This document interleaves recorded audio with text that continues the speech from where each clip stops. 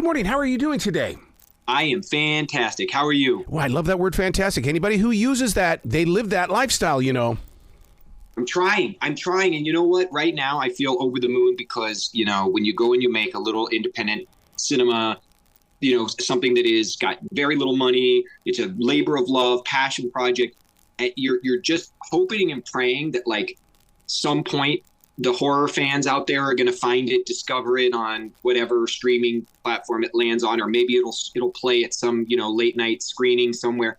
And the fact that Late Night with the Devil is having the life that it's having, that I'm talking to you right now after it's already been out for almost 5 weeks and people are still interested in hearing about it. Mm-hmm. It's a dream for me. I'm an actor, obviously, but I also producer and writer and storyteller, and being a part of Colin and Cameron's and getting the success we're having with it is just, it's really a wild ride, and I feel really grateful. I'll tell you what, where I want to see it is at an old-fashioned drive-in. We've got 4 of them in this area in the Carolinas, and I want this thing up on that screen so I can sit outside my car and watch it. Dude, I just got a message from somebody, not joking you, yesterday, that whatever town they're in, it is absolutely playing at the drive-in, and they sent me a picture, and it looked incredible, and I was like, oh my God, that's amazing. So, stranger things have happened. Maybe out in, where are you? You're in Charlotte? In Charlotte, yes. Yeah. God, I love Charlotte, by the way. Beautiful place. My brother went to school in Greensboro. Yes. I have spent a lot of time in Wilmington, which is not far. It's a little up the coast from you, but I love that part of the country, man. Yeah. I think my connection to this movie, Late Night with the Devil, is because even today I watch Johnny Carson episodes on Antenna TV, and it's like you've got that texture of those old shows inside this movie. Thanks. That means a lot. When I found out I was going to do the movie, I just started every night watching old episodes of Carson and Cavett, Letterman even. Yep. And Colin and Cameron, who wrote and directed the film, they sent me a bunch of links to footage of Don Lane, who was a big talk show host in Australia back in the 1970s. And that guy, if you watch any of his old episodes, you'll see how much I stole from him. Shameless.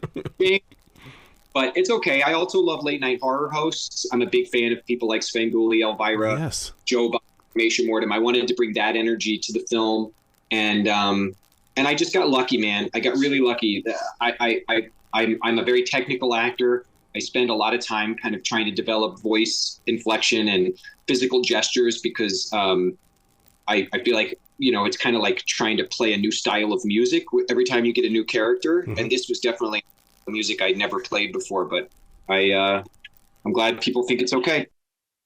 I was going to ask you how you prep for this role, because this role in itself has got so many different dynamics and levels to it.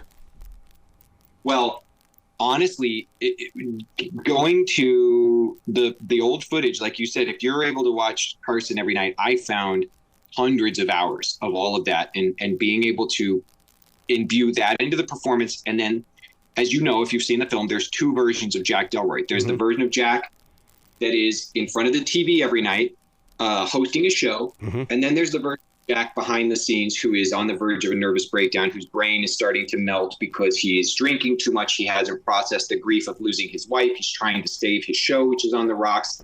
He's really past the point of any kind of mental health or wellness whatsoever. So to me, I wanted that Jack. I just tried to live in the space that I know I've been in when I've been under immense amounts of pressure and feel like I'm about to cave in on myself. So it was kind of like creating a character with a mask and knowing that half of the film you're just going to take that mask off and try and be as much of yourself as possible so that the audience could hopefully feel that tension, that stress of needing to be the guy in front of the camera who is got to be positive and successful and witty, and then the guy behind the camera who is literally losing his mind. Yeah, because one of the things that I felt right away, I believe in this thing called post-production blues. When everything is turned off, all of a sudden you go into a whole completely different body and mindset. Totally true, brother. I remember after making our first small movie that I helped produce, I starred in, called Animals, and it finally got its distribution. It played at a big film festival. It was its opening weekend in New York City. I was there by myself. It opened at like one of the big theaters in the East Village. And then I stood out on the sidewalk by myself, just middle of the night.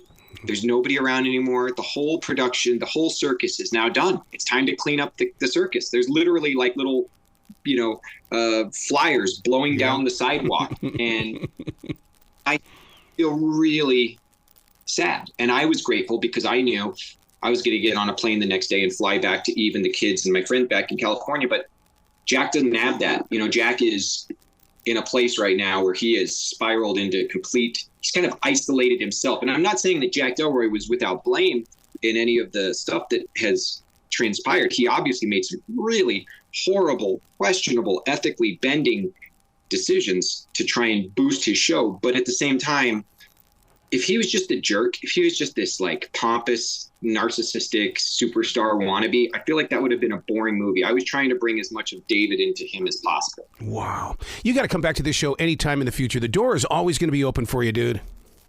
Thanks, man. That means a lot. And I really appreciate to everybody, listening, going to see Late Night with the Devil or watching it on Shudder means a lot to me. And if you get a chance, snag my new comic book. I think you'll dig it if you love horror. It's called Count Crowley. It's in comic shops now.